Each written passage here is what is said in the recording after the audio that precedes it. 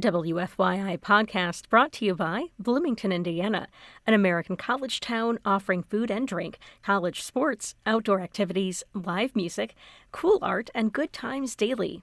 Everyone is welcome in Bloomington. More information at visitbloomington.com. This is WFYI News Now. It's March 22nd, and I'm Darian Benson. On today's show, an all-girls charter school could be coming to Washington Township. New apartments for people who need permanent supportive housing.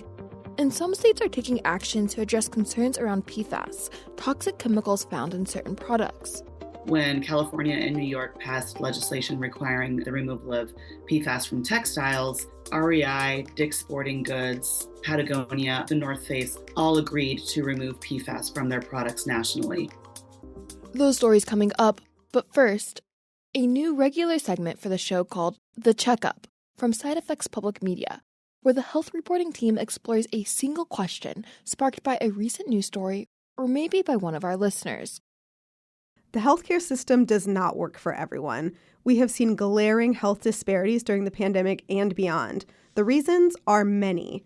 On the Checkup today, we look at medical devices, and specifically one device that measures how much oxygen a person's blood is carrying. It's one tool to measure how sick a patient is. That device is called a pulse oximeter. I'm Lizzie McGreevy, Community Engagement Specialist, and here with me is Managing Editor Farah Yusri. Hi, Lizzie. Hi, Farah. So Checkup's question today is, why are pulse oximeter readings inaccurate for people with darker skin? Okay, that's a long but very telling story. Do you want the short version or the long one? How about we meet you halfway and you give us the medium version? And to start, please tell us, what is a pulse oximeter? So a pulse oximeter is a device that measures how much oxygen your blood is carrying, and it's one of several tools that doctors and nurses use to tell how sick a patient is. And the way it works is you clip it on your finger, it shoots a light, and then it measures how much of that light comes out on the other side. You know, blood cells that have enough oxygen absorb more light. Can you guess what else absorbs more light?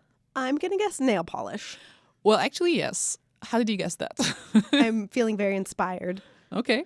Well, also, darker skin tones absorb more light, which means that people who are brown or black may actually get readings that overestimate their blood oxygen levels. So it may seem that they are healthier than they actually are. That seems huge. So are the device makers or regulators doing anything about it? Lizzie, these findings were documented in research as far back as the late 90s. But no serious action was taken. You know, some of those studies were maybe smaller or there wasn't a ton of data out there to compel serious action. But just recently, the FDA has reignited several high-profile conversations, including one as recently as several weeks ago. And an important step in doing that is diverse clinical trials. Listen to what Dr. Ellis Monk told me. He is a sociologist at Harvard University who was part of these conversations. When companies have been trying to validate these pulse oximeters to make sure that they work equally well across the entire skin tone continuum, they've been using scales like the Fitzpatrick scale, which doesn't have adequate representation of darker skin tones in particular. You know, and Monk came up with a very neat tool called the Monk Skin Tone Scale. It has the most comprehensive numerical scale that captures human skin tone colors. So it's like an objective tool to measure how dark or light a person is. And so when researchers select people for clinical trials, one of the things they do is measure participants against the Monk scale to make sure, you know, that the cohort is representative of the entire population. That seems very important, Farah. And I know that during COVID, those pulse oximeters were used widely as more people were falling sick, and it was important to measure their blood oxygen levels. So how did this play out? Yes, such an important question. You know, when COVID hit, as you know, it changed everything. You know, ERs were filling up. There was less oxygen tanks. You know, there were not enough beds. So the CDC told doctors that the pulse oximeter readings are the standard of COVID care. The big problem is, though, you know, at the time, many doctors weren't aware of these issues with the pulse oximeters and darker skin. I spoke to one of those doctors, Dr. Noha Abulara, who runs Roots Community Health Clinic on the West Coast. She researched this issue and she told me, you know, at the height of the pandemic, it was such a shock. You know, I called physician friends from pulmonary critical care, emergency department folks, and ask, did you know about this? And people did not know across the board. She says devices were used to answer extremely critical questions like who gets a hospital bed, who gets oxygen therapy, who's asked to stay home. And I am guessing that the light technology that the pulse oximeter uses is also used in other medical devices. Are these issues happening with other medical devices? It's a technology that's used in other devices. And I can tell you now, for example, there's a new lab study published in the journal Nature, and it found that a device that measures the levels of bilirubin in the blood, which is used to detect jaundice levels in babies, seems to also be impacted by skin color. So there's a lot of self-reflection for the medical community to do, especially when it comes to clinical trial diversity and representation. Thank you, Farah. Thank you, Lizzie. That was The Checkup, a new segment from Side Effects Public Media. Side Effects is a regional health reporting collaboration of NPR member stations across the Midwest, based here at WFYI. And if you have questions for The Checkup, we'd love to hear from you. Whether it's about the complex U.S. healthcare system, something you're usually too embarrassed to ask, or you just want to hear an expert talk about a health policy topic, you can send an email to news@wfyi.org. And after months of controversy, an all-girls charter school is one step closer to opening in Washington Township. On Wednesday, the Metropolitan Development Commission approved the request to rezone a former church property for the Girls in STEM Academy.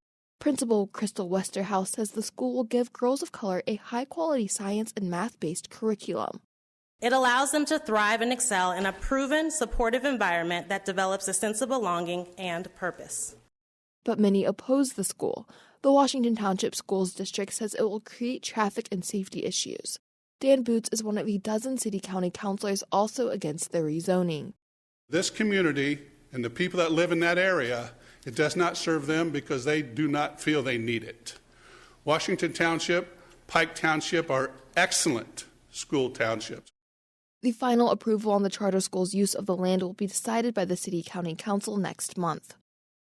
More than 50 new apartments are open to people in need of permanent supportive housing in Indianapolis. WFYI's Jill Sheridan reports on the latest moves for the city's Housing to Recovery program. The Housing to Recovery Fund partnership marks 5 years in Indianapolis. Started with an initial $4 million investment, the program aimed to develop hundreds of permanent supportive housing units for people experiencing homelessness. The St. George Apartments on the near north side are the latest project to offer interim units to people and provide wraparound services. The project uses funding from IU Health, the city's opioid settlement, and Housing to Recovery funding from Horizon House. The fund is led by CICF's Indianapolis Foundation and has helped nearly 400 people at risk of homelessness. Officials say it has achieved success in reduction of jail and ER visits, and a majority of participants have improved housing stability and health care. The fund launched a new campaign with a $10.5 million investment goal. I'm Jill Sheridan. And for our final story today, exposure to human-made chemicals known as PFAS has been linked to kidney cancer, problems with the immune system, and developmental issues in children. But how can you tell if it's in a product? As Indiana Public Broadcasting's Rebecca Thiel reports, a lack of oversight from the federal government has made labeling for PFAS confusing. PFAS have been found in all kinds of nonstick, waterproof, and stain-resistant products.